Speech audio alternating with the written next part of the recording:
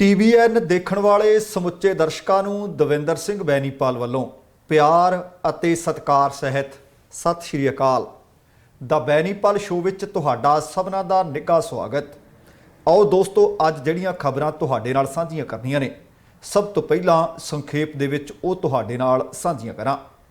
ਪਾਕਿਸਤਾਨੀ ਲੜਕੇ ਦੇ ਪਿਆਰ ਵਿੱਚ ਅੰਨੀ ਲੜਕੀ ਪਹੁੰਚੀ ਡੇਰਾ ਬਾਬਾ ਨਾਨਕ ਕੋਰੀਡੋਰ। अगले साल तक हर गरीब व्यक्ति के सिर ते होवेगी पक्की छत, नरेंद्र मोदी का कहना। कुंभ मेले नूं समय तो पहला समाप्त करने का नहीं कोई इरादा, केंद्र। कैप्टन अमरिंदर सिंह ने पंजाब विच वधाई सख्ती। मास्क ना पाउण बदले पुलिस ने रिक्शा चालक नूं उसके बच्चे सामने बेरहमी नाल कुटिया।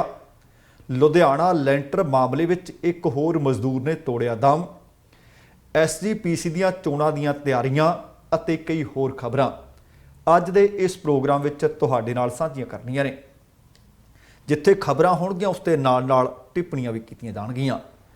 ਅਤੇ ਉਸ ਤੋਂ ਪਹਿਲਾਂ ਬੇਨਤੀ ਇਹ ਹੈ ਕਿ ਜੇਕਰ ਹਾਲੇ ਤੱਕ ਤੁਸੀਂ ਆਪਣੇ ਇਸ ਚੈਨਲ ਨੂੰ ਸਬਸਕ੍ਰਾਈਬ ਨਹੀਂ ਕੀਤਾ, ਕਿਰਪਾ ਕਰਕੇ ਸਬਸਕ੍ਰਾਈਬ ਕਰਕੇ ਨੋਟੀਫਿਕੇਸ਼ਨ ਵਾਲੀ ਘੰਟੀ ਜ਼ਰੂਰ ਔਨ ਕਰ ਲੈਣੀ। ਤੁਹਾਡੇ ਧੰਨਵਾਦੀ ਹੋਵਾਂਗੇ। ਤੇ ਆਓ ਹੁਣ ਖਬਰਾਂ ਵੱਲ ਨੂੰ ਰੁਖ ਕਰਦੇ ਹਾਂ।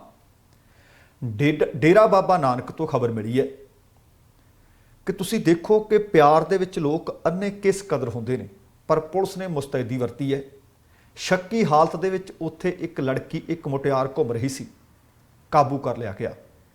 उहदे कोलों कीमती समान भी काफ़ी वड्डी मात्रा विच मिलिया। फिर उसके घरदिआं नूं भी सद लिया गया। बच्ची उस समान दे समेत घरदिआं दे हवाले कर दित्ती गई है। ये ईमानदारी की मिसाल भी आखी जा सकती है। खबर मिली है कि चैटिंग कर लगी एक लड़की उड़ीसा की रहने वाली सी अते लड़का इस्लामाबाद पाकिस्तान का रहने वाला सी। पाकिस्तान के एक लड़के नाल जिसका नाम मुहम्मद दस्सिया जा रहा है, उसके नाल गलबात कर लगी। जानकारी के मुताबिक डेरा बाबा नानक के करतारपुर साहब कोरीडोर राही पाकिस्तान कहती मैं जाना है, इस झांसे विच ये लड़की आ गई। कोरीडोर ते तैनात BSF के जवानों ने उसनूं ये कह के वापस भेज दिता कि कोरीडोर लांघा इस वक्त कोविड-19 के कारण बंद किया हुआ है। पर लड़की उत्थे फिर भी शक्की हालत दे विच घुमदी रही। पुलिस ने उसनूं फड़ लई, उहदी सारी कहानी सुनी, तफतीश की ते फिर उसके घर वालियां दे नाल संपर्क किया ते घर वालियां दे हवाले ये लड़की कर दी गई है। जदों पुलिस दे नाल गलबात की गई तो डेरा बाबा नानक के DSP ने दस्सिया कि डेरा बाबा नानक पुलिस ने SHO अनिल पवार की अगवाई दे विच एक लड़की शक्की हाल दे विच घुमदी देखी ते उसनूं जनाना पुलिस की मदद दे नाल थाणा डेरा बाबा नानक लिआंदा गया। पुलिस वल्लों तफतीश की गई।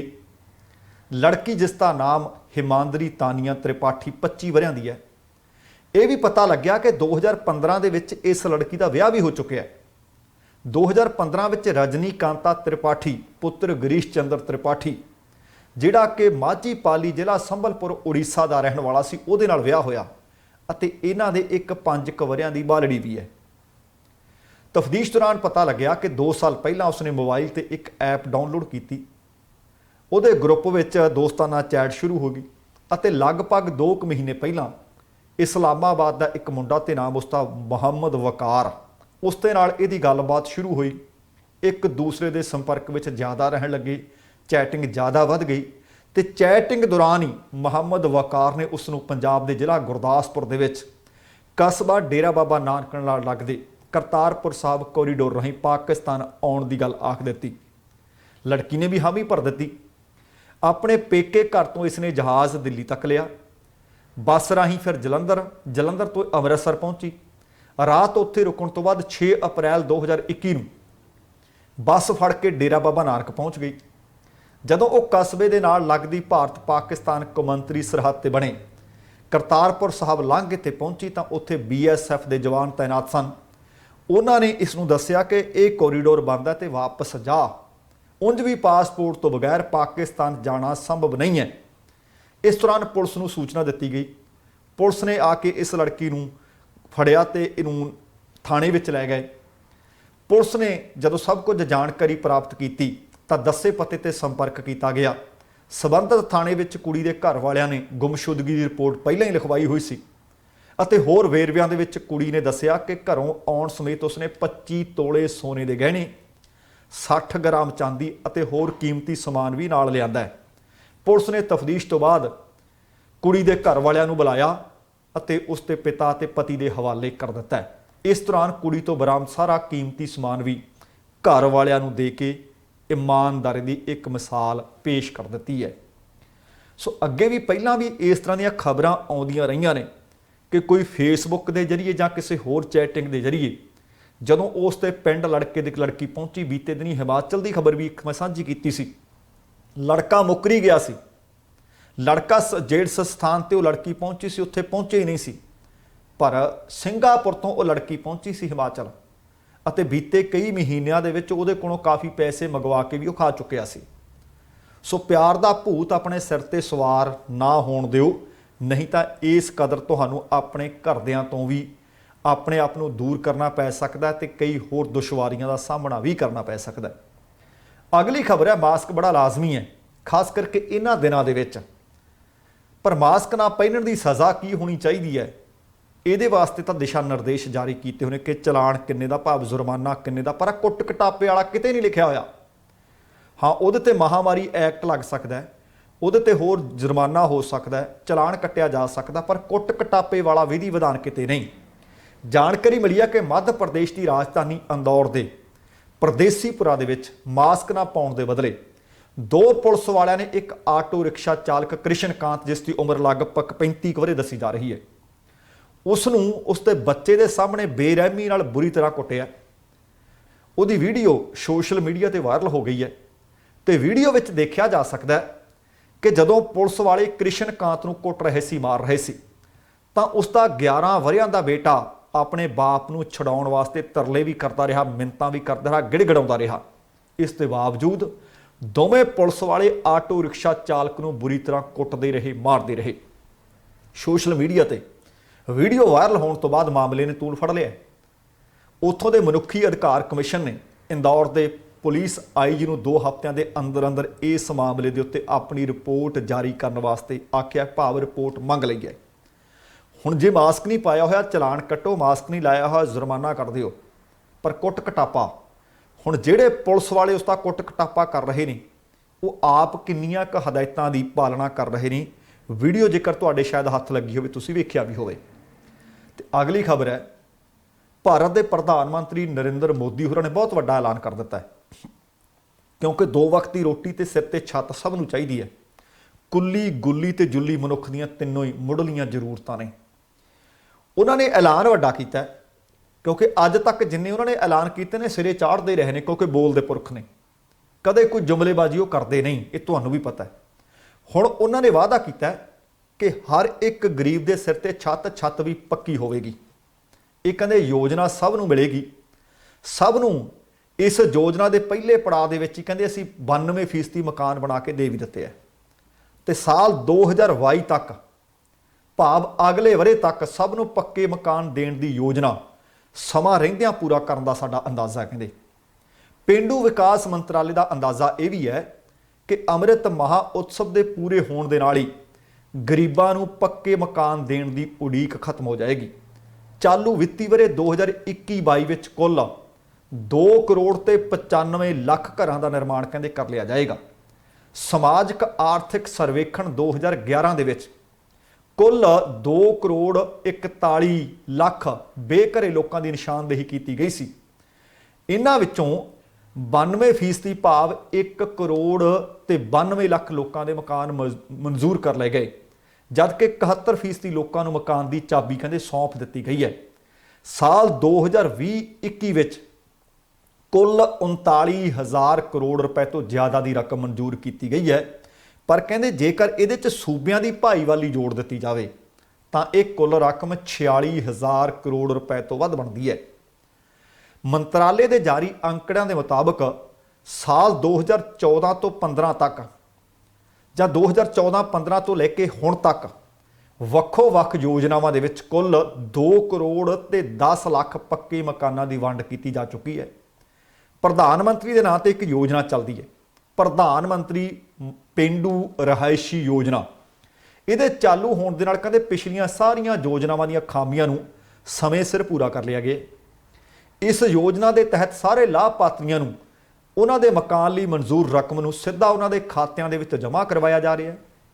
ਲਾਭਪਾਤਰੀਆਂ ਦੀ ਚੋਣ ਲਈ ਬਣਾਏ ਗਏ ਮਾਪਦੰਡਾਂ ਤੇ ਕੁੱਲ 2 ਕਰੋੜ ਤੇ 95 ਲੱਖ ਚੋਂ ਸਿਰਫ 2 ਕਰੋੜ ਤੇ 14 ਲੱਖ ਲੋਕ ਖਰੇ ਉਤਰੇ ਸੀ, ਜਿਨ੍ਹਾਂ ਨੇ ਆਪਣੀ ਸਹੀ ਜਾਣਕਾਰੀ ਦਿੱਤੀ ਸੀ। PM ਪੇਂਡੂ ਰਿਹਾਇਸ਼ੀ ਯੋਜਨਾ ਦੇ ਟੀਚੇ ਨੂੰ ਪ੍ਰਾਪਤ ਕਰਨ ਲਈ ਚਾਲੂ ਵਿੱਤੀ ਵਰ੍ਹੇ ਦੌਰਾਨ ਪੇਂਡੂ ਇਲਾਕਿਆਂ ਵਿੱਚ ਮਕਾਨ ਬਣਾਉਣ ਦੀ ਯੋਜਨਾ ਕਹਿੰਦੇ ਹੋਰ ਤੇਜ਼ ਕਰ ਦਿੱਤੀ ਜਾਏਗੀ। ਬਣਾਏ ਗਏ ਸਾਰੇ ਮਕਾਨਾਂ ਦੇ ਵਿੱਚ ਜ਼ਰੂਰੀ ਸਹੂਲਤਾਂ ਵੀ ਮੁਹੱਈਆ ਕਰਵਾਈਆਂ ਜਾਣਗੀਆਂ, ਜਿਨ੍ਹਾਂ ਦੇ ਵਿੱਚ ਪਖਾਨਾ ਵੀ ਹੋਏਗਾ, ਜਿਨ੍ਹਾਂ ਦੇ ਵਿੱਚ ਜਲ ਜੀਵਨ ਮਿਸ਼ਨ ਤਹਿਤ ਪੀਣ ਵਾਲੇ ਪਾਣੀ ਦੀ ਸਪਲਾਈ ਵਾਸਤੇ ਟੂਟੀ ਦਾ ਕਨੈਕਸ਼ਨ ਵੀ ਹੋਏਗਾ, ਸੁਭਾਗਿਆ ਯੋਜਨਾ ਤਹਿਤ ਬਿਜਲੀ ਦਾ ਕਨੈਕਸ਼ਨ ਵੀ ਹੋਵੇਗਾ, ਉਜਵਲਾ ਯੋਜਨਾ ਤਹਿਤ ਰਸੋਈ ਗੈਸ ਦਾ ਕਨੈਕਸ਼ਨ ਵੀ ਹੋਵੇਗਾ। PM ਪੇਂਡੂ ਰਿਹਾਇਸ਼ੀ ਯੋਜਨਾ ਦੇ ਵਿੱਚ ਮਨਰੇਗਾ ਸਮੇਤ ਵੱਖੋ-ਵੱਖ ਯੋਜਨਾਵਾਂ ਦਾ ਵੀ ਕਹਿੰਦੇ ਸਹਿਯੋਗ ਲਿਆ ਜਾ ਰਿਹਾ ਹੈ, ਤਾਂ ਕਿ ਲਾਭਪਾਤਰੀਆਂ ਨੂੰ ਹੋਰ ਮੁੱਢਲੀਆਂ ਜ਼ਰੂਰਤਾਂ ਲਈ ਕਿਤੇ ਹੋਰ ਭਟਕਣਾ ਨਾ ਪਵੇ। ਮਕਾਨ ਵਿੱਚ ਲਾਭਪਾਤਰੀ ਦੀ ਜ਼ਰੂਰਤ ਦਾ ਪੂਰਾ ਖਿਆਲ ਰੱਖਿਆ ਜਾ ਰਿਹਾ ਹੈ। ਚਾਲੂ ਵਿੱਤੀ ਵਰ੍ਹੇ 2021-22 ਤੱਕ ਕੁੱਲ 2 ਕਰੋੜ ਤੇ 95 ਲੱਖ ਲੋਕਾਂ ਨੂੰ ਮਕਾਨ ਬਣਾ ਕੇ ਦੇ ਦਿੱਤੇ ਜਾਣਗੇ। ਦੇਖੋ ਕਿ ਕਿੱਡੀ ਵੱਡੀ ਯੋਜਨਾ ਹੈ। ਇਹਦਾ ਮਤਲਬ ਭਾਰਤ ਦੇ ਪ੍ਰਧਾਨ ਮੰਤਰੀ ਨਰਿੰਦਰ ਮੋਦੀ ਹੋਰਾਂ ਨੂੰ ਤੁਹਾਡਾ ਕਿੰਨਾ ਫਿਕਰ ਹੈ। ਉਹ ਕਹਿੰਦੇ ਸਿਰ ਤੋਂ ਛੱਤ ਦੇ ਬਗੈਰ ਕੋਈ ਬੰਦਾ ਖੁੱਲੀ ਨੀਲੀ ਅਸਮਾਨ ਦੀ ਛੱਤ ਹੇਠ ਸੁੱਤਾ ਮੈਨੂੰ ਚੰਗਾ ਨਹੀਂ ਲੱਗਦਾ। ਇਸ ਕਰਕੇ ਅਗਲੇ ਸਾਲ 2022 ਤੱਕ ਹਰ ਇੱਕ ਗਰੀਬ ਵਿਅਕਤੀ ਨੂੰ ਅਸੀਂ ਸਿਰ ਤੇ ਛੱਤ ਦੇਣੀ ਚਾਹੁੰਦੇ ਹਾਂ। ਛੱਤ ਵੀ ਪੱਕੀ ਹੋਵੇਗੀ। ਬੀਤੇ ਦਿਨੀ ਇੱਕ ਖਬਰ ਤੁਹਾਡੇ ਨਾਲ ਸਾਂਝੀ ਕੀਤੀ, ਸ਼ਾਇਦ ਤੁਹਾਨੂੰ ਯਾਦ ਹੋਵੇ। ਨਹੀਂ ਯਾਦ, ਮੈਂ ਕਾਹਦੇ ਵਾਸਤੇ ਤੁਹਾਨੂੰ ਯਾਦ ਕਰਵਾਵਾਂਗਾ। ਇੱਕ ਔਰਤ ਦੀ ਅਖਬਾਰ ਦੇ ਵਿੱਚ ਫੋਟੋ ਛਪੀ ਸੀ, ਇਸ਼ਤਿਹਾਰ ਲੱਗਿਆ ਹੋਇਆ ਸੀ, ਪ੍ਰਧਾਨ ਮੰਤਰੀ ਹੋਰਾਂ ਦੀ ਫੋਟੋ ਸੀ, ਬੀਬੀ ਦੀ ਨਾਲ ਫੋਟੋ ਸੀ। ਫੋਟੋ ਦੇਖ ਕੇ ਲੋਕ ਵਧਾਈਆਂ ਦੇਣ ਪਹੁੰਚੇ, ਨਾਲ ਅਖਬਾਰ ਲੈ ਕੇ ਤੁਹਾਡੀ ਫੋਟੋ ਲੱਗੀ ਹੈ। ਉਹ ਮਾਤਾ ਫੋਟੋ ਦੇਖ ਕੇ ਡਰੀ ਗਏ, ਕਹਿੰਦੀ ਸਾਡੇ ਵਰਗੇ ਲੋਕਾਂ ਦੀ ਫੋਟੋ ਅਖਬਾਰ 'ਚ ਆ ਗਈ ਹੈ, ਮੈਂ ਕਿਹੜਾ ਕ੍ਰਾਈਮ ਕਰ ਲਿਆ।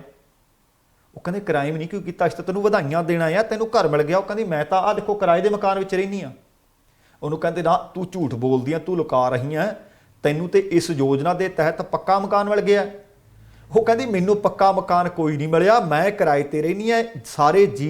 ਸਾਰੇ ਪਰਿਵਾਰ ਦੇ ਜੀ ਇਸ ਮਕਾਨ ਵਿੱਚ, ਇਸ ਕਮਰੇ ਵਿੱਚ ਚੰਗੇ ਤਰੀਕੇ ਨਾਲ ਪੈ ਵੀ ਨਹੀਂ ਸਕਦੇ। ਫਿਰ ਪੁੱਛਿਆ ਕਿ ਫੋਟੋ, ਕਹਿੰਦੀ ਫੋਟੋ ਪਛਾਣਦੀ ਹਾਂ ਮੈਂ, ਜਿੱਥੇ ਕੰਮ ਕਰਦੀਆਂ ਫੋਟੋ ਉੱਥੋਂ ਦੀ ਖਿੱਚੀ ਹੋਈ ਹੈ, ਪਰ ਮੈਨੂੰ ਇਹ ਪਤਾ ਨਹੀਂ ਫੋਟੋ ਖਿੱਚ ਕੇ ਕੌਣ ਲੈ ਗਿਆ ਤੇ ਕਿਹਨੇ ਖਿੱਚੀ ਤੇ ਕਿਹਨੇ ਇਹਨਾਂ ਤੱਕ ਪਹੁੰਚਾਈ। ਹੁਣ ਰੱਬ ਜਾਣੇ ਕਿ 2022 ਤੱਕ ਇਸ ਤਰ੍ਹਾਂ ਮਕਾਨ ਮਿਲਣੇ ਨੇ ਜਾਂ ਸੱਚੀ ਮੁੱਚੀ ਮਕਾਨ ਦੇ ਦਿੱਤੇ ਜਾਣੇ ਨੇ। ਕਰੋਨਾ ਇਸ ਵਕਤ ਤਰਥੱਲੀਆਂ ਮਚਾ ਰਿਹਾ ਹੈ। ਮੈਂ ਅੱਜ ਪ੍ਰੋਗਰਾਮ ਪੰਜਾਬ ਬੋਲਦਾ ਦੇ ਵਿੱਚ ਵੀ ਤੁਹਾਡੇ ਨਾਲ ਜਾਣਕਾਰੀ ਸਾਂਝੀ ਕੀਤੀ ਸੀ ਕਿ ਟੋਰਾਂਟੋ ਦੇ ਇਲਾਕੇ ਦੇ ਵਿੱਚ ਸਾਰੇ ਦੇ ਸਾਰੇ ਸਕੂਲ ਬੰਦ ਕਰ ਦਿੱਤੇ ਗਏ ਹੈ। ਪਾਬੰਦੀਆਂ ਸਾਡੇ ਸੂਬੇ ਵਿੱਚ ਵੀ ਲਗਾਤਾਰ ਵਧਾਈਆਂ ਜਾ ਰਹੀਆਂ ਨੇ। ਪੰਜਾਬ ਦੇ ਵਿੱਚ ਵੀ ਅੱਗੇ ਚੱਲ ਕੇ ਖਬਰ ਤੁਹਾਡੇ ਨਾਲ ਸਾਂਝੀ ਕਰਾਂਗਾ ਕਿ ਮੁਕੰਮਲ ਪਾਬੰਦੀਆਂ ਦਾ ਐਲਾਨ ਕੀਤਾ ਜਾ ਰਿਹਾ ਹੈ। ਪਰ ਕੁੰਭ ਦਾ ਮੇਲਾ ਲੱਗ ਰਿਹਾ ਹੈ, ਛੋਟੇ ਛੋਟੇ ਇਕੱਠਾਂ ਤੇ ਪਾਬੰਦੀਆਂ ਨੇ, ਵਿਆਹਾਂ ਤੇ ਪਾਬੰਦੀਆਂ ਨੇ। ਤੁਸੀਂ ਦੇਖੋ ਕਿ ਮਰਨੇ ਪਰਨੇ ਤੇ ਪਾਬੰਦੀਆਂ ਨੇ, ਗਿਣਤੀ ਸੀਮਿਤ ਕੀਤੀ ਹੋਈ ਹੈ। ਪਰ ਕੁੰਭ ਦਾ ਮੇਲਾ ਆਪਾਂ ਵੀ ਕਹਿੰਦੇ ਤੂੰ ਕੁੰਭ ਦਾ ਮੇਲਾ ਹੈ। ਕੁੰਭ ਦੇ ਮੇਲੇ ਤੇ ਲੱਖਾਂ ਦੀ ਗਿਣਤੀ ਵਿੱਚ ਸ਼ਰਧਾਲੂ ਪਹੁੰਚਦੇ ਹੈ ਕਿ ਉਹ ਸਮੇਂ ਸਿਰ ਸਮੇਂ ਸੀਮਾ ਤੱਕ ਚੱਲਦਾ ਰਹੇਗਾ ਜਾਂ ਉਸ ਨੂੰ ਪਹਿਲਾਂ ਸਮਾਪਤ ਕਰ ਦਿੱਤਾ ਜਾਏਗਾ। ਇਹਦੇ ਉੱਤੇ ਕੇਂਦਰ ਸਰਕਾਰ ਨੇ ਆਪਣਾ ਪੱਖ ਦਿੱਤਾ ਹੈ। ਕੇਂਦਰੀ ਸਿਹਤ ਮੰਤਰਾਲੇ ਨੇ ਹਾਲਾਂਕਿ ਪੰਜਾਬ ਸਮੇਤ ਕਈ ਸੂਬਿਆਂ ਨੂੰ ਅੱਜ ਝਾੜ ਪਾਈ ਹੈ ਕਿ ਤੁਸੀਂ ਪੁਖਤਾ ਕਦਮ ਨਹੀਂ ਉਠਾ ਰਹੇ, ਤੁਹਾਡੇ ਸੂਬਿਆਂ ਦੇ ਵਿੱਚ ਇਕੱਠ ਵੱਡੇ ਵੱਡੇ ਹੋਈ ਜਾਂਦੇ ਹੈ। ਪਰ ਆਹ ਹਰਿਦੁਆਰ 'ਚ ਚੱਲ ਰਹੇ ਕੁੰਭ ਦੇ ਮੇਲੇ ਨੂੰ ਪੁੱਛਿਆ ਗਿਆ ਕਿ ਸਮੇਂ ਤੋਂ ਪਹਿਲਾਂ ਸਮਾਪਤ ਕਰਨ ਦੀ ਕੋਈ ਯੋਜਨਾ ਹੈ ਕਿਉਂਕਿ ਕੋਵਿਡ ਵੱਧ ਰਿਹਾ ਹੈ। ਮੇਲੇ 'ਚ ਕਰੋਨਾ ਤੋਂ ਬਚਾਅ ਦੇ ਨਿਯਮਾਂ ਦੀ ਉਹ ਕਹਿੰਦੇ ਪਾਲਣਾ ਕੀਤੀ ਜਾ ਰਹੀ ਹੈ, ਫਿਰ ਪਹਿਲਾਂ ਸਮਾਪਤ ਕਿਉਂ ਕਰੀਏ। ਇਹ ਪੁੱਛਿਆ ਗਿਆ ਕਿ ਕੀ ਕੁੰਭ ਮੇਲਾ ਸੁਪਰ ਸਪਰੈਡਰ ਸਾਬਤ ਹੋ ਸਕਦਾ ਹੈ, ਤਾਂ ਕੇਂਦਰੀ ਸਿਹਤ ਸਕੱਤਰ ਰਾਜੇਸ਼ ਭੂਸ਼ਣ ਨੇ ਕਿਹਾ ਕਿ ਜਿੱਥੋਂ ਤੱਕ ਸੁਪਰ ਸਪਰੈਡਰ ਦੀ ਗੱਲ ਹੈ ਤਾਂ ਕੇਂਦਰ ਸਰਕਾਰ ਲਗਭਗ 1 ਮਹੀਨਾ ਪਹਿਲਾਂ ਹੀ ਕਰੋਨਾ ਤੋਂ ਬਚਾਅ ਦੇ ਨਿਯਮ ਜਾਰੀ ਕਰ ਚੁੱਕੀ ਹੈ। ਇਸ ਵਿੱਚ ਖਾਸ ਤੌਰ ਤੇ ਇਹ ਕਿਹਾ ਗਿਆ ਕਿ ਕੁੰਭ ਮੇਲੇ ਵਿੱਚ ਕਿਹਨਾਂ ਗੱਲਾਂ ਦਾ ਖਿਆਲ ਰੱਖਣਾ ਜ਼ਰੂਰੀ ਹੈ। ਇਸ ਸੰਬੰਧੀ ਸੂਬਾ ਸਰਕਾਰ ਦੇ ਅਧਿਕਾਰੀਆਂ ਨਾਲ ਅਸੀਂ ਵਿਸਥਾਰਤ ਬੈਠਕ ਕੀਤੀ ਸੀ। ਦੱਸਣਾ ਬਣਦਾ ਹੈ ਕਿ ਸੂਤਰਾਂ ਦੇ ਹਵਾਲੇ ਤੋਂ ਇਹ ਖਬਰ ਆਈ ਸੀ ਕਿ ਕੇਂਦਰ ਸਰਕਾਰ ਦੇ ਇੱਕ ਸੀਨੀਅਰ ਅਧਿਕਾਰੀ ਨੇ ਇੱਕ ਦਿਨ ਪਹਿਲਾਂ ਹੋਈ ਬੈਠਕ ਵਿੱਚ ਕੁੰਭ ਦੇ ਮੇਲੇ ਨੂੰ ਸੁਪਰ ਸਪਰੈਡਰ ਦੱਸਿਆ ਸੀ, ਇਸ ਨੂੰ ਖਤਮ ਕਰਨ ਦੀ ਸਲਾਹ ਦੇ ਦਿੱਤੀ ਸੀ। ਪਰ ਕੇਂਦਰੀ ਸਿਹਤ ਸਕੱਤਰ ਨੇ ਕਿਹਾ ਕਿ ਆਮ ਤੌਰ ਤੇ ਕੁੰਭ ਦਾ ਮੇਲਾ 3 ਤੋਂ 4 ਮਹੀਨਿਆਂ ਤੱਕ ਚੱਲਦਾ ਹੈ। हरिद्वार विच लगे कुंभ के मेले की म्याद पहलां ही घटाई हुई है। ये मेला सिर्फ 1 महीना चलना है, पर वो कहते इस मेले के नाल करोना नहीं फैलना। करोना फिर कित्थे फैलदा है? करोना फैलदा विआहां तो, करोना फैलदा राजसी रैलियां तो, करोना फैल रहा है इस वक्त ਜਿਹੜੀਆਂ किसान महापंचायतां कर रहे हैं। सो देखो शरधा अपनी थां, क्योंकि जे करोना फैलदा तो कोरीडोर तो फैल रहा है, क्योंकि पंजाब सरकार भी आख रही है, SGPC ने कई बार आख्या, श्री अकाल तख्त साहब के जथेदार ने कई बार आख्या, सिख श्रद्धालुओं ने बड़ी बारी आख्या कि करतारपुर साहब का कोरीडोर खोल दिओ। बीते लगभग 1 साल तो बंद किया पिया, इस करके बंद है कि करोना फैलेगा। किन्ने बंदियां नूं जाण दी आग्या है? वो ये भी आख दिता कि भावें तुसीं 10 बंदे 10 श्रद्धालुओं का प्रबंध कर दो, रोज़ 10 ही जाया करनगे करतारपुर साहब के दर्शनां लई। पर केंद्र सरकार कहिंदी है जे लांघा खोलदे आ तां उहदे नाल कोविड फैलेगा। एक पासे 10 की मंग है, दूसरे पासे कईयां लखां दा इकट्ठ है। सो अगली खबर मैं तुहानूं दस रहा सी कि केंद्र सरकार ने अज पंजाब समेत कई सूबिਆਂ ਨੂੰ ਝਾੜਿਆ कि तुसीं सख्ती नहीं वरत रहे, करोना लगातार फण चुक रहा है। हुण पंजाब दे विच कोविड मामलों की रफ्तार भी सच्ची फड़ी हुई है। इहदे मद्देनज़र मुख मंत्री कैप्टन अमरिंदर सिंह ने अज तो 30 अप्रैल तक सियासी इकट्ठां ते पूर्ण पाबंदी लगाउण दा ऐलान कर दिता है। उन्होंने कहा कि जिहड़ा इस चीज़ की उलंघना करेगा, भावें कोई सियासी आगू क्यों ना होवे, उते DMA ते महामारी एक्ट तहत मुकदमा दर्ज किया जाएगा। कैप्टन ने रात 9 बजे तो लैके सवेर के 5 बजे तक, भाव नाइट करफ्यू जो पहला सिर्फ 12 ਜ਼ਿਲ੍ਹਿਆਂ तक महदूद सी, सिर्फ 12 ਜ਼ਿਲ੍ਹਿਆਂ ਦੇ ਵਿੱਚ ਐਲਾਨਿਆ ਹੋਇਆ ਸੀ, ਉਹਦਾ ਦਾਇਰਾ ਵਧਾ ਕੇ पूरे सूबे विच, पूरे पंजाब विच ਇਹ ਲਾਉਣ ਦਾ ਐਲਾਨ ਕਰ ਦਿੱਤਾ है। भाव हुण पूरे सूबे विच रात के 9 बजे तो लैके सवेर के 5 बजे तक रोज़ाना करफ्यू होया करना है 30 अप्रैल तक। नाल ही अंतिम रस्मां ने, दाह संस्कार है, विआह मौके जिहड़े इकट्ठ ने उन्हां उत्ते भी पाबंदी ला दी है। जिहड़े अंदरूनी इकट्ठ ने उत्थे गिणती 50 कर दी है, बाहरी इकट्ठां की गिणती 200 तो घटा के 100 कर दी है, भाव पहलां नालों अद्धी कर दी है। ये भी हुक्म दिते ने कि इन्हां दी हदायतां दी पालना सख्ती नाल कीती जावे। सरकारी मुलाजमां लई दफ्तर समय मास्क पाउणा लाजमी करार कर दिता गया। ये नवीआं पाबंदियां पहलां लाईआं गईआं पाबंदियां जिन्हां दे विच स्कूलां ते सिੱਖਿਆ संस्थावां नूं बंद करना शामिल है, ये सारियां हुण वधा के 30 अप्रैल तक लागू कर दित्तियां गईआं ने। मॉल्स दे विच जिहड़ियां दुकानां ने उन्हां नूं थोड़ी राहत दित्ती है। दुकानां दे विच किसी भी समय कहते 20 व्यक्तियों नूं दाखिल होने की आग्या, पर 20 तो ज़्यादा नहीं इकट्ठे हो सकते। किसी मॉल दे विच 200 तो वध व्यक्ति दाखिल हो सकते नहीं। तुसीं देखो कि मॉल दे विच हजे हो सकते हैं, पर किसी विआह दे विच नहीं हो सकते, किसी मरने परने ते नहीं हो सकते। ते नाल ही ये आख दिता गया कि कोविड की स्थिति की हफ्तावारी समीक्षा फिर भी की जाएगी। आ हुण हफ्तावारी समीक्षा तो बाद ही उन्होंने कहा सी कि 8 अप्रैल तक असीं वेखांगे। उन्होंने देखा कि पॉजिटिव केस भी वध रहे हैं, मौत की दर दे विच भी वाधा है, ते नाल उन्होंने ये भी आख्या कि फिक्र वाली गल ये भी है कि पंजाब दे विच 85% तो वध मामले UK वाले नवे वायरस के ने, जिहड़ा तेज़ी नाल फैलदा भी है ते जहरीला भी है। कैप्टन ने कहा कि उन्हां कोल कोविड मामलों में हो रहे वाध नूं रोकण लई सख्त कदम चुकण तो इलावा होर कोई राह नज़र नहीं आउंदा। हालांकि पहलां लाईआं गईआं पाबंदियां दे कारण बीते कुछ दिनों दौरान पॉजिटिव मामलों की गिणती में कुछ स्थिरता नज़र आई सी। उन्होंने कहा कि सियासी इकट्ठां ते पाबंदी लाउण वास्ते मैनूं मजबूरी में फैसला करना पै रहा है, क्योंकि सियासी पार्टियों को अजिहे इकट्ठ तो वरजण लई उन्होंने अपीलां तां कीतियां सी, पर उन्होंने सारिਆਂ ने वो अपीलां दरकिनार कर दित्तियां। वो कहंदे इस दे बावजूद कांग्रेस पार्टी ने अपने तौर पर पहलां ही बीते महीने इस फैसले का ऐलान कर दिता सी कि साडी पार्टी वालों कोई भी रैली, कोई जनतक मीटिंग नहीं की जाएगी। पर कहते कुछ सियासी आगू, कुछ सियासी पार्टियां टलियां नहीं। उन्होंने उचेचे तौर पर जिक्र किया दिल्ली के मुख्यमंत्री अरविंद केजरीवाल का। उन्होंने जिक्र किया श्रोमणी अकाली दल के प्रधान सुखबीर बादल का। वो कहते जिन्हों ने बिना सुरक्षा उपावां का जां उन्हां गाइडलाइन का ध्यान रखे सियासी रैलियां भी कीतियां, लोगों को वड्डे इकट्ठां दे विच आउण वास्ते सद्दिया भी, मजबूर भी किया। वो कहते मैनूं हैरानी है इन्हां दे वतीरे तो। ਉਹ ਕਹਿੰਦੇ ਅਜਿਹਾ ਵਰਤਾਓ ਕਰਨਾ ਇਹਨਾਂ ਆਗੂ ਨੂੰ ਸ਼ੋਭਾ ਨਹੀਂ ਦਿੰਦਾ।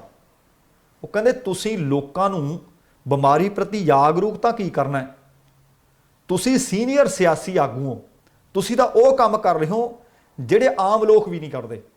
ਪਰ ਉਹਨਾਂ ਇਹ ਕਹਿ ਦਿੱਤਾ ਕਿ ਹੁਣ ਜਿਹੜਾ ਵਿਅਕਤੀ ਵੀ ਇਹਨਾਂ ਨਿਯਮਾਂ ਦੀ ਉਲੰਘਣਾ ਕਰੇਗਾ ਨਾ, ਉਹਦੇ ਖਿਲਾਫ ਮਾਮਲੇ ਦਰਜ ਕੀਤੇ ਜਾਣਗੇ, ਭਾਵ ਉਹਨਾਂ ਨੂੰ ਇਸ ਦਾ ਖਮਿਆਜ਼ਾ ਭੁਗਤਣਾ ਪਏਗਾ। ਤੇ ਹੁਣ ਕੋਈ ਸਿਆਸੀ ਇਕੱਠ ਨਹੀਂ ਹੋ ਸਕਦਾ, ਇਹਦੇ ਨਾਲ ਕਿਸੇ ਤਰ੍ਹਾਂ ਦੀਆਂ ਖੇਡਾਂ ਕਿਤੇ ਨਹੀਂ ਕਰਵਾਈਆਂ ਜਾ ਸਕਦੀਆਂ, ਕਿਸੇ ਵੀ ਤਰ੍ਹਾਂ ਦੇ ਟੂਰਨਾਮੈਂਟ ਨਹੀਂ ਕਰਵਾਏ ਜਾ ਸਕਦੇ। ਸੋ ਇਹਨਾਂ ਸਾਰੀਆਂ ਚੀਜ਼ਾਂ ਦੇ ਉੱਤੇ ਇਸ ਵਕਤ ਪੰਜਾਬ ਦੇ ਵਿੱਚ ਉਹਨਾਂ ਨੇ ਪਾਬੰਦੀਆਂ ਦਾ ਐਲਾਨ ਕਰ ਦਿੱਤਾ ਹੈ। ਸੋ ਹੁਣ ਵੇਖਦੇ ਹਾਂ ਕਿ 30 ਅਪ੍ਰੈਲ ਤੱਕ ਸਾਰੇ ਸਮਾਜਿਕ, ਸਾਰੇ ਸੱਭਿਆਚਾਰਕ, ਸਾਰੇ ਖੇਡ ਇਕੱਠ, ਹਰ ਇੱਕ ਤਰ੍ਹਾਂ ਦੀ ਇਕੱਠ ਦੇ ਉੱਤੇ, ਰੈਲੀ ਦੇ ਉੱਤੇ ਪਾਬੰਦੀ ਦਾ ਐਲਾਨ ਕਰ ਦਿੱਤਾ ਹੈ। ਅਗਲੀ ਖਬਰ ਵੱਲ ਰੁਖ ਕਰਦੇ ਹਾਂ। ਅਗਲੀ ਖਬਰ ਵੀ ਆਪਣੇ ਆਪ ਦੇ ਵਿੱਚ ਕਾਫੀ ਮਹੱਤਵਪੂਰਨ ਖਬਰ ਹੈ, ਕਿਉਂਕਿ ਇਸ ਵਕਤ 5 ਸੂਬਿਆਂ ਦੇ ਵਿੱਚ ਚੋਣਾਂ ਹੋ ਰਹੀਆਂ ਨੇ, ਪਰ ਸਭ ਦੀਆਂ ਨਜ਼ਰਾਂ ਟਿਕੀਆਂ ਹੋਈਆਂ ਨੇ ਪੱਛਮੀ ਬੰਗਾਲ ਤੇ। ਕੇਂਦਰੀ ਗ੍ਰਹਿ ਮੰਤਰੀ ਅਮਿਤ ਸ਼ਾਹ ਨੇ ਅੱਜ ਮੁੜ ਤੋਂ ਇੱਕ ਵਾਰ ਫਿਰ ਦਾਅਵਾ ਕਰ ਦਿੱਤਾ ਹੈ ਕਿ ਪੱਛਮੀ ਬੰਗਾਲ ਦੇ ਵਿੱਚ 200 ਤੋਂ ਵੱਧ ਸੀਟਾਂ ਤੇ ਜਿੱਤ ਭਾਜਪਾ ਦਰਜ ਕਰੇਗੀ। ਹਾਲਾਂਕਿ ਨਤੀਜੇ 2 ਮਈ ਨੂੰ ਆਉਣੇ ਆ, ਪਰ ਉਹ ਨਤੀਜੇ ਪਹਿਲਾਂ ਹੀ ਕੱਢ ਕੇ ਦੱਸ ਰਹੇ ਆ। ਪਤਾ ਨਹੀਂ ਉਹਨਾਂ ਨੂੰ ਕਿਵੇਂ ਇਲਹਾਮ ਹੋਇਆ ਇਸ ਗੱਲ ਦਾ। ਉਹਨਾਂ ਇਹ ਵੀ ਕਿਹਾ ਕਿ ਇਹ ਜਿੱਤ 2017 ਵਿੱਚ ਜਿਹੜੀ ਯੂਪੀ ਦੇ ਵਿੱਚ ਸਾਨੂੰ ਜਿੱਤ ਮਿਲੀ ਸੀ, ਉਹਦੇ ਨਾਲੋਂ ਵੱਡੀ ਹੋਵੇਗੀ। ਉਹਨਾਂ ਚੌਥੇ ਪੜਾਅ ਦੇ ਮਤਦਾਨ ਤੋਂ ਪਹਿਲਾਂ ਸਿੰਗੂਰ ਦੇ ਵਿੱਚ ਰੋਡ ਸ਼ੋਅ ਕਰਕੇ ਆਪਣੀ ਤਾਕਤ ਵੀ ਦਿਖਾਈ। ਭੀੜ ਕਾਫੀ ਇਕੱਠੀ ਹੋਈ ਸੀ, ਤਾੜੀਆਂ ਵੀ ਵੱਜ ਰਹੀਆਂ ਸਨ, ਨਾਅਰੇਬਾਜ਼ੀ ਵੀ ਹੋ ਰਹੀ ਸੀ ਤੇ ਅਮਿਤ ਸ਼ਾਹ ਫੁੱਲਾਂ ਨਾਲ ਸਜੀ ਇੱਕ ਗੱਡੀ ਵਿੱਚ ਖੜੇ ਸਨ ਤੇ ਸਿੰਗੂਰ ਦੀਆਂ ਸੜਕਾਂ ਦੇ ਉੱਤੇ ਉਹ ਨਿਕਲੇ ਹੋਏ ਸੀ। ਹੁਣ ਤੁਸੀਂ ਦੇਖੋ ਕਿ ਇੱਕ ਪਾਸੇ ਬਹੁਤ ਸਾਰੀਆਂ ਚੀਜ਼ਾਂ ਤੇ ਪਾਬੰਦੀਆਂ ਲਾਈਆਂ ਜਾ ਰਹੀਆਂ ਨੇ, ਪਰ ਜਿੱਥੇ ਚੋਣਾਂ ਹੋ ਰਹੀਆਂ ਨੇ ਉੱਥੇ ਸ਼ਾਇਦ ਕਰੋਨਾ ਹੀ ਹੈ ਨਹੀਂ। ਉੱਥੇ ਰੈਲੀਆਂ ਵੀ ਹੋਈ ਜਾਂਦੀਆਂ ਨੇ, ਉੱਥੇ ਰੋਡ ਸ਼ੋਅ ਵੀ ਹੋਈ ਜਾਂਦੇ ਨੇ। ਸੜਕਾਂ ਦੇ ਕਿਨਾਰੇ ਤੇ ਲੋਕ ਛੱਤਾਂ ਤੇ ਖੜੇ ਸੀ ਤੇ ਅਮਿਤ ਸ਼ਾਹ ਉਹਨਾਂ ਦਾ ਮੁਸਕਰਾ ਕੇ ਸਵਾਗਤ ਕਰ ਰਹੇ ਸੀ। ਦੱਸਣਾ ਬਣਦਾ ਕਿ ਅਮਿਤ ਸ਼ਾਹ ਪੱਛਮੀ ਬੰਗਾਲ ਦੇ ਵਿੱਚ 200 ਤੋਂ ਜ਼ਿਆਦਾ ਸੀਟਾਂ ਜਿੱਤਣ ਦਾ ਦਾਅਵਾ ਪਹਿਲਾਂ ਵੀ ਕਰ ਚੁੱਕੇ ਨੇ ਤੇ ਅੱਜ ਭਾਜਪਾ ਉਮੀਦਵਾਰ ਰਵਿੰਦਰਨਾਥ ਭੱਟਾਚਾਰੀ ਦੇ ਸਮਰਥਨ ਦੇ ਵਿੱਚ ਰੋਡ ਸ਼ੋਅ ਕਰ ਰਹੇ ਸੀ। ਇਸੇ ਦੌਰਾਨ ਅਮਿਤ ਸ਼ਾਹ ਨੇ ਕਿਹਾ ਕਿ 3 ਪੜਾਅ ਦੀਆਂ ਚੋਣਾਂ ਤੋਂ ਬਾਅਦ ਭਾਜਪਾ ਦਾ ਮੰਨਣਾ ਇਹ ਹੈ ਕਿ ਅਸੀਂ ਕੁੱਲ 91 ਸੀਟਾਂ ਦੇ ਵਿੱਚੋਂ 63 ਤੋਂ ਲੈ ਕੇ 68 ਸੀਟਾਂ ਜਿੱਤਾਂਗੇ। TMC, ਤ੍ਰਿਣਮੂਲ ਕਾਂਗਰਸ ਅਤੇ ਮਾਕਪਾ ਤੋਂ ਕਿਤੇ ਅੱਗੇ ਫਿਰ ਰਹੇ ਹਾਂ। ਉਹਨਾਂ ਇਹ ਵੀ ਕਿਹਾ ਕਿ ਅੱਜ ਮੈਂ ਤੁਹਾਨੂੰ ਇੱਕ ਵਾਰੀ ਫੇਰ ਦੱਸ ਦਿੰਦਾ ਕਿ ਤੁਸੀਂ ਪੱਛਮੀ ਬੰਗਾਲ ਦੇ ਵਿੱਚ ਜਦੋਂ ਸਾਡੀ ਸਰਕਾਰ ਬਣ ਗਈ, ਬਹੁਮਤ ਨਾਲ ਸਰਕਾਰ ਬਣ ਗਈ, ਤੁਸੀਂ ਦੇਖੋਗੇ ਕਿ ਕਿੰਨੀ ਇੱਥੇ ਇੰਡਸਟਰੀ ਆ ਗਈ, ਕਿੰਨੇ ਲੋਕਾਂ ਨੂੰ ਰੁਜ਼ਗਾਰ ਮਿਲ ਗਿਆ। ਜਿਹੜੇ ਲੋਕ ਕਹਿੰਦੇ ਇਸ ਵਕਤ ਮਮਤਾ ਬੈਨਰਜੀ ਦੀਆਂ ਨੀਤੀਆਂ ਤੋਂ ਤੰਗ ਨੇ, ਸਾਰਿਆਂ ਦੀ ਬੰਦ ਖਲਾਸੀ ਹੋਏਗੀ ਤੇ ਲੋਕ ਰਾਹਤ ਮਹਿਸੂਸ ਕਰਨਗੇ। ਹੁਣ ਇਹ ਰੱਬ ਜਾਣੇ ਜਿੰਨੀ ਦੇਰ ਤੱਕ ਵੋਟਾਂ ਦੀ ਗਿਣਤੀ ਨਹੀਂ ਹੁੰਦੀ ਕਿਵੇਂ ਨਤੀਜੇ ਕੱਢੇ ਜਾ ਰਹੇ ਨੇ। 200 ਤੋਂ ਵੱਧ ਸੀਟਾਂ ਦਾ ਦਾਅਵਾ ਅੱਜ ਇੱਕ ਵਾਰ ਉਹਨਾਂ ਨੇ ਫੇਰ ਕੀਤਾ ਤੇ ਫਿਰ ਅਮਿਤ ਸ਼ਾਹ ਹੋਰੀ ਕਹਿੰਦੇ ਨੇ, ਨਰਿੰਦਰ ਮੋਦੀ ਜੀ ਕਹਿ ਦਿੰਦੇ ਨੇ ਕਿ ਲੋਕ ਸਾਡੇ ਤੇ ਸ਼ੱਕ ਕਰਦੇ ਆ। ਹੁਣ ਲੋਕ ਤਾਂ ਸ਼ੱਕ ਕਰਨਗੇ। ਇਹ ਤਾਂ ਆਖਿਆ ਜਾ ਸਕਦਾ ਕਿ ਅਸੀਂ ਸਰਕਾਰ ਬਣਾਵਾਂਗੇ, ਇਹ ਆਖਿਆ ਜਾ ਸਕਦਾ ਕਿ ਲੋਕ ਸਾਡਾ ਸਮਰਥਨ ਕਰਦੇ ਨੇ, ਇਹ ਵੀ ਆਖਿਆ ਜਾ ਸਕਦਾ ਕਿ ਮੌਜੂਦਾ ਸੱਤਾਧਾਰੀ ਧਿਰ ਤੋਂ ਲੋਕ ਤੰਗ ਨੇ, ਪਰ ਇਹ ਤਾਂ ਨਹੀਂ ਨਾ ਆਖਿਆ ਜਾ ਸਕਦਾ ਕਿ ਇੰਨੀਆਂ ਸੀਟਾਂ ਤੇ ਜਿੱਤ ਸਾਡੀ ਯਕੀਨੀ ਹੈ। ਅਗਲੀ ਖਬਰ ਪੰਜਾਬ ਵਾਲੇ ਪਾਸਿਓਂ ਹੈ। ਸ਼ਾਇਦ ਤੁਹਾਨੂੰ ਯਾਦ ਹੋਣਾ ਕਿ ਬੀਤੇ ਸੋਮਵਾਰ ਨੂੰ ਲੁਧਿਆਣਾ ਦੇ ਬਾਬਾ ਮੁਕੰਦ ਨਗਰ ਦੇ ਵਿੱਚ ਆਟੋ ਪਾਰਟਸ ਫੈਕਟਰੀ ਦਾ ਇੱਕ ਲੈਂਟਰ ਚੁੱਕਿਆ ਜਾ ਰਿਹਾ ਸੀ ਤੇ ਲੈਂਟਰ ਡਿੱਗ ਪਿਆ ਸੀ। ਉਹਦੇ ਵਿੱਚ ਕਈ ਲੋਕ ਜ਼ਖਮੀ ਹੋ ਗਏ ਸੀ ਤੇ ਪਹਿਲਾਂ 3 ਮੌਤਾਂ ਦੇ ਬਾਅਦ ਦੇ ਵਿੱਚ 4 ਮੌਤਾਂ ਤੇ ਅੱਜ ਇੱਕ ਹੋਰ ਮਜ਼ਦੂਰ ਨੇ ਦਮ ਤੋੜ ਦਿੱਤਾ ਹੈ, ਜਿਸ ਕਾਰਨ ਮ੍ਰਿਤਕਾਂ ਦੀ ਗਿਣਤੀ ਵੱਧ ਕੇ ਹੁਣ 5 ਹੋ ਗਈ ਹੈ। ਇਹ ਮਜ਼ਦੂਰ SPS ਹਸਪਤਾਲ ਦੇ ਵਿੱਚ ਦਾਖਲ ਸੀ। ਪੁਲਿਸ ਨੇ ਲੈਂਟਰ ਚੁੱਕਣ ਵਾਲੇ ਠੇਕੇਦਾਰ ਦੀ ਭਾਲ ਹੁਣ ਹੋਰ ਵੀ ਤੇਜ਼ ਕਰ ਦਿੱਤੀ ਹੈ, ਜਦੋਂ ਕਿ ਬੀਤੇ ਦਿਨੀ ਫੈਕਟਰੀ ਦੇ ਮਾਲਕ ਨੂੰ ਪਹਿਲਾਂ ਹੀ ਗ੍ਰਿਫਤਾਰ ਕਰ ਲਿਆ ਸੀ। ਤੇ ਹੁਣ ਦਿੱਲੀ ਦੇ ਵਿੱਚ 25 ਅਪ੍ਰੈਲ ਨੂੰ ਚੋਣਾਂ ਨੇ, ਦਿੱਲੀ ਗੁਰਦੁਆਰਾ ਮੈਨੇਜਮੈਂਟ ਕਮੇਟੀ ਦੀਆਂ। ਉੱਥੇ ਕਈ ਇਸ ਵਕਤ ਧਿਰਾਂ ਚੋਣ ਮੈਦਾਨ ਵਿੱਚ ਨਿਤਰੀਆਂ ਹੋਈਆਂ ਨੇ ਤੇ ਹੁਣ ਕਨਸੂਆਂ ਮਿਲ ਰਹੀਆਂ ਨੇ ਕਿ ਪੰਜਾਬ ਦੇ ਵਿੱਚ ਵੀ ਕਿਸੇ ਵੇਲੇ ਵੀ ਸ਼੍ਰੋਮਣੀ ਗੁਰਦੁਆਰਾ ਪ੍ਰਬੰਧਕ ਕਮੇਟੀ ਦੀਆਂ ਚੋਣਾਂ ਦਾ ਐਲਾਨ ਹੋ ਸਕਦਾ ਹੈ। ਚੋਣਾਂ ਦੀਆਂ ਤਿਆਰੀਆਂ, ਉਸ ਦੀ ਪ੍ਰਕਿਰਿਆ ਆਰੰਭ ਕਰ ਦਿੱਤੀ ਗਈ ਹੈ। ਚੰਡੀਗੜ੍ਹ ਦੇ ਸੈਕਟਰ 17 ਦੇ ਵਿੱਚ ਗੁਰਦੁਆਰਾ ਚੋਣ ਕਮਿਸ਼ਨ ਦੇ ਦਫ਼ਤਰ ਦੀ ਤੇਜ਼ੀ ਨਾਲ ਮੁਰੰਮਤ ਇਸ ਵਕਤ ਚੱਲ ਰਹੀ ਹੈ। ਗੁਰਦੁਆਰਾ ਚੋਣ ਕਮਿਸ਼ਨ ਦੇ ਕਰਮਚਾਰੀ ਜੋ ਪੰਜਾਬ ਸਕੱਤਰੇਤ ਦੇ ਵਿੱਚ ਵੱਖੋ-ਵੱਖ ਮਹਿਕਮਿਆਂ ਵਿੱਚ ਡੈਪੂਟੇਸ਼ਨ ਤੇ ਭੇਜ ਦਿੱਤੇ ਗਏ ਸਨ, ਉਹਨਾਂ ਨੂੰ ਵਾਪਸ ਆਉਣ ਦੇ ਵਾਸਤੇ, ਤਿਆਰ ਰਹਿਣ ਦੇ ਵਾਸਤੇ ਫਰਮਾਨ ਜਾਰੀ ਕਰ ਦਿੱਤਾ ਗਿਆ ਹੈ। Punjab and Haryana high court ਦੇ ਸਾਬਕਾ ਜੱਜ SS ਸਰੋਨ ਗੁਰਦੁਆਰਾ ਚੋਣ ਕਮਿਸ਼ਨ ਦੇ ਦਫ਼ਤਰ ਵਿੱਚ ਮੁਰੰਮਤ ਕਾਰਜ ਮੁਕੰਮਲ ਹੁੰਦਿਆਂ ਹੀ ਪਤਾ ਲੱਗਿਆ ਕਿ ਅਹੁਦਾ ਸੰਭਾਲਣਗੇ। ਇਹ ਸੰਕੇਤ ਵੀ ਮਿਲ ਰਹੇ ਹੈ ਕਿ ਪੰਜਾਬ ਵਿਧਾਨ ਸਭਾ ਚੋਣਾਂ ਤੋਂ ਪਹਿਲਾਂ ਸ਼੍ਰੋਮਣੀ ਗੁਰਦੁਆਰਾ ਪ੍ਰਬੰਧਕ ਕਮੇਟੀ ਦੀਆਂ ਚੋਣਾਂ ਕਰਵਾਈਆਂ ਜਾ ਸਕਦੀਆਂ ਨੇ। ਸ਼੍ਰੋਮਣੀ ਗੁਰਦੁਆਰਾ ਪ੍ਰਬੰਧਕ ਕਮੇਟੀ ਦਾ ਇਸ ਵਾਰ ਦਾ ਸਾਲਾਨਾ ਬਜਟ 912.5 ਕਰੋੜ ਰੁਪਏ ਦਾ ਸੀ। SGPC ਦੇ ਕੁੱਲ 190 ਮੈਂਬਰਾਂ ਦੀ ਚੋਣ ਕੀਤੀ ਜਾਂਦੀ ਹੈ। ਇਕੱਲੇ ਪੰਜਾਬ ਦੇ ਵਿੱਚੋਂ 157 ਮੈਂਬਰ ਚੁਣੇ ਜਾਂਦੇ ਨੇ, ਬਾਕੀ ਦੇ ਹਰਿਆਣਾ, ਹਿਮਾਚਲ ਅਤੇ ਚੰਡੀਗੜ੍ਹ ਵਿੱਚੋਂ ਚੁਣੇ ਜਾਂਦੇ ਨੇ। ਇਸ ਤੋਂ ਪਹਿਲਾਂ ਸਾਲ 2011 ਵਿੱਚ SGPC ਦੀ ਚੋਣ ਹੋਈ ਸੀ, ਜਿਸ ਵਿੱਚ ਅਕਾਲੀ ਦਲ ਨੇ ਸੰਤ ਸਮਾਜ ਦੇ ਨਾਲ ਮਿਲ ਕੇ 157 ਸੀਟਾਂ ਜਿੱਤੀਆਂ ਸੀ।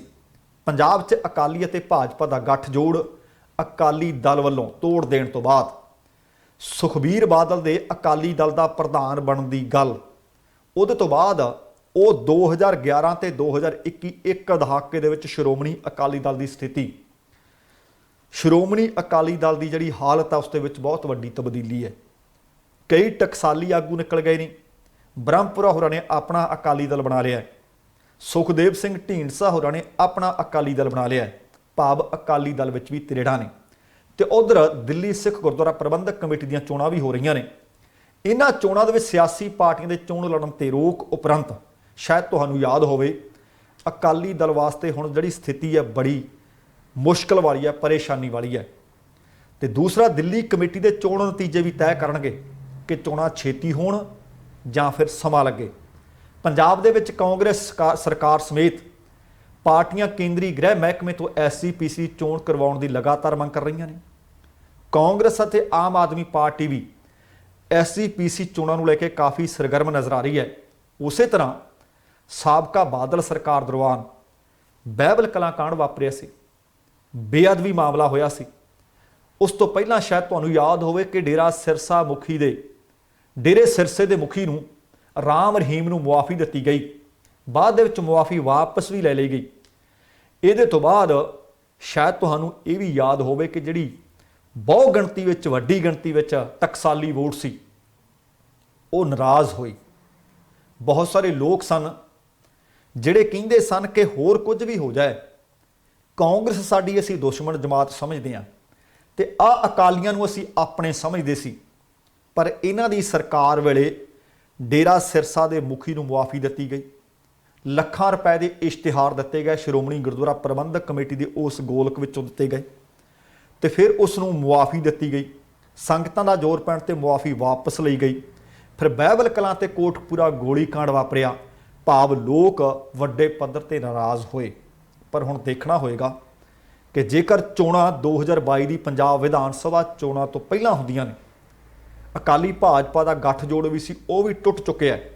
ਜ਼ਮੀਨ ਪਹਿਲਾਂ ਨਾਲੋਂ ਬਿਲਕੁਲ ਵੱਖਰੀ ਹੈ। ਜ਼ਮੀਨੀ ਹਕੀਕਤਾਂ ਅਕਾਲੀ ਦਲ ਵਾਸਤੇ ਵੱਖਰੀਆਂ ਨੇ ਕਿ ਕੀ ਦੁਬਾਰਾ ਸ਼੍ਰੋਮਣੀ ਗੁਰਦੁਆਰਾ ਪ੍ਰਬੰਧਕ ਕਮੇਟੀ ਦੀ ਚੋਣ ਅਕਾਲੀ ਦਲ ਜਿੱਤਦਾ ਜਾਂ ਗੁਰਦੁਆਰਾ ਕਮੇਟੀ ਦਾ ਕਾਨੂੰਨੀ ਪ੍ਰਭਾਵ SGPC ਚੋਣਾਂ ਤੇ ਪੈਣ ਵਾਲਾ ਹੈ।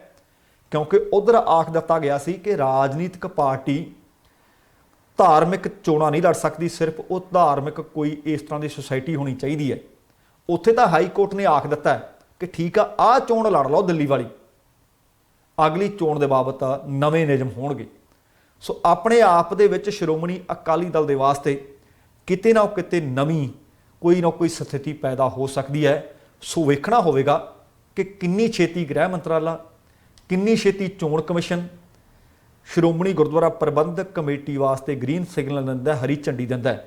ਪਰ ਉਹਦੇ ਨਾਲ ਨਾਲ ਇਹ ਵੀ ਦੇਖਣਾ ਹੋਵੇਗਾ ਕਿ ਜੇਕਰ ਸ਼੍ਰੋਮਣੀ ਗੁਰਦੁਆਰਾ ਪ੍ਰਬੰਧਕ ਕਮੇਟੀ ਦੀਆਂ ਚੋਣਾਂ ਦਾ ਐਲਾਨ ਬੜੀ ਜਲਦ ਹੁੰਦਾ ਤਾਂ ਭਾਈ ਰਣਜੀਤ ਸਿੰਘ ਹੋਰੀ ਤਾਂ ਲੰਬੇ ਸਮੇਂ ਤੋਂ ਕਹਿੰਦੇ ਆ ਰਹੇ ਨੇ ਕਿ ਭਾਈ ਅਸੀਂ ਆਪਣੀ ਸਲੇਟ, ਅਸੀਂ ਆਪਣੀ ਪਾਰਟੀ ਚੋਣਾਂ ਵਿੱਚ ਉਤਾਰਾਂਗੇ। ਦਿੱਲੀ ਦੀਆਂ ਚੋਣਾਂ ਵਿੱਚ ਵੀ ਉਤਾਰੀ ਹੈ। ਸੁਖਦੇਵ ਸਿੰਘ ਢੀਂਡਸਾ ਹੋਰੀ ਵੀ ਕਹਿੰਦੇ ਨੇ, ਦੂਸਰੇ ਜਿਹੜੇ ਅਕਾਲੀ ਟਕਸਾਲੀ ਨੇ ਉਹ ਵੀ ਕਹਿੰਦੇ ਨੇ।